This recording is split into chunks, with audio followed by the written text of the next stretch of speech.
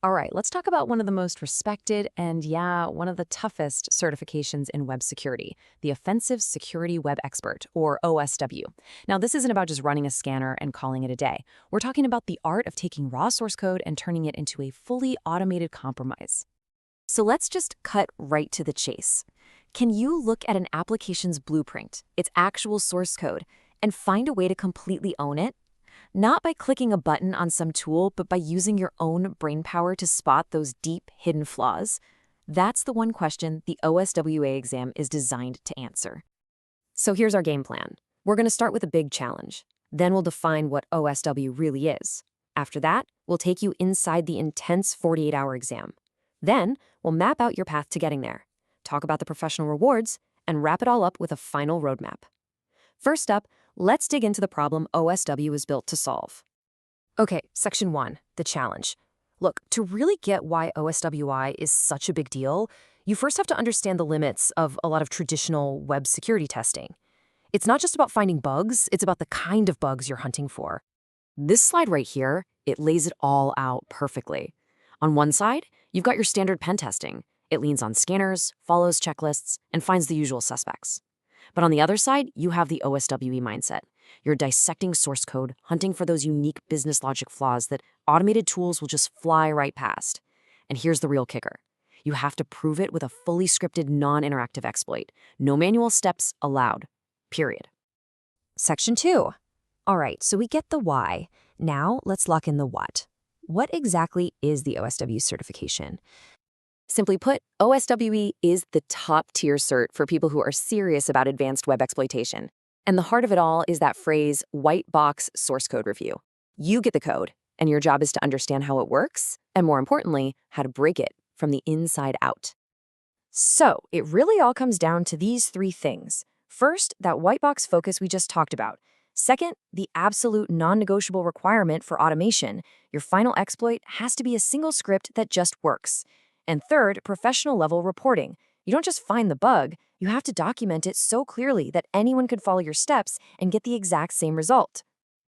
This piece of advice right here, this is pure gold.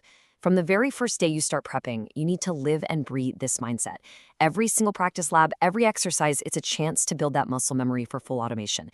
Your success in the exam literally hinges on this. Section 3, the 48-hour gauntlet. Okay, now we're getting to the heart of it all, the exam itself. This is where all that practice in theory gets put to the test under some serious pressure. Just look at that number. Let that sink in for a second.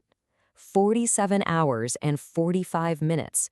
That's basically 2 full days where you're expected to be analyzing code, chaining together vulnerabilities, and writing complex exploit scripts. This isn't just a skills test, it's a marathon of mental endurance. And this is your target, 85. Out of 100 possible points, you need to nail an 85 to pass. That's a high bar, which means you have to perform at a high level across multiple targets. There's really not much room for error. So let's quickly run through the key details here. You get just under 48 hours for the hands-on hacking, and then you get a separate full 24 hours just for writing your report.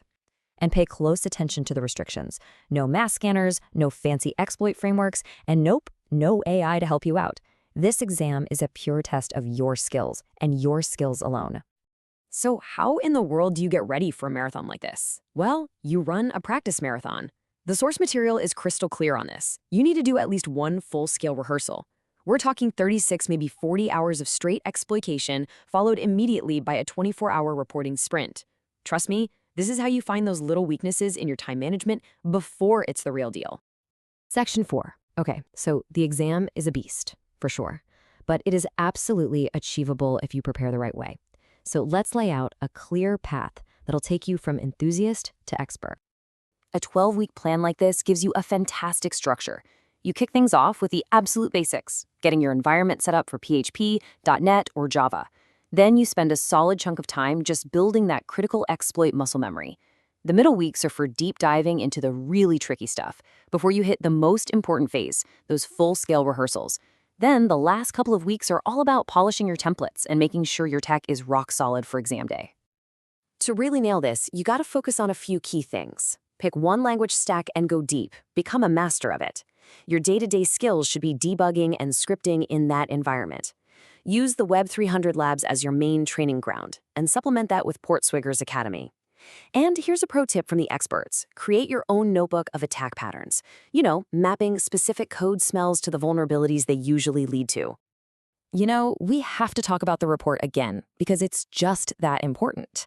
This quote absolutely nails the standard you need to aim for.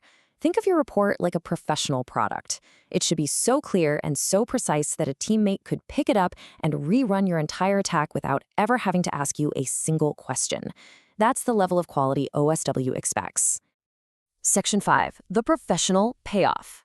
All right, so you go through all this intense prep, you survive the grueling exam. What's in it for you? Why is this certification so valuable in the real world? Here's the deal. Having OSWE next to your name tells employers that you're way past just reporting what a scanner spits out.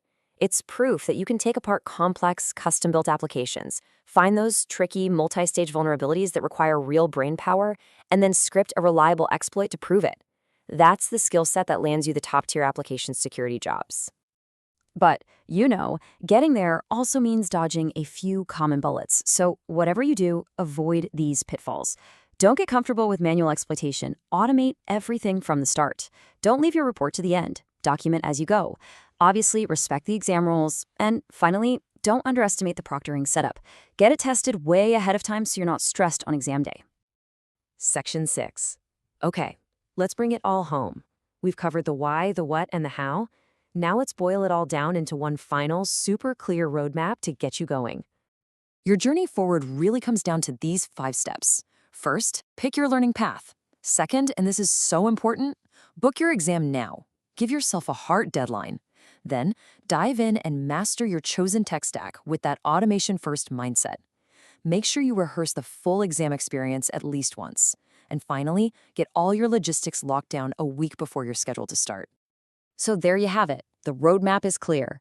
The OSWE is so much more than just a cert. It's a true test of the skills that separate a good security pro from a truly great one. It's your chance to prove you can think like a developer, but strike like an attacker. So the only real question left is, are you ready to prove it?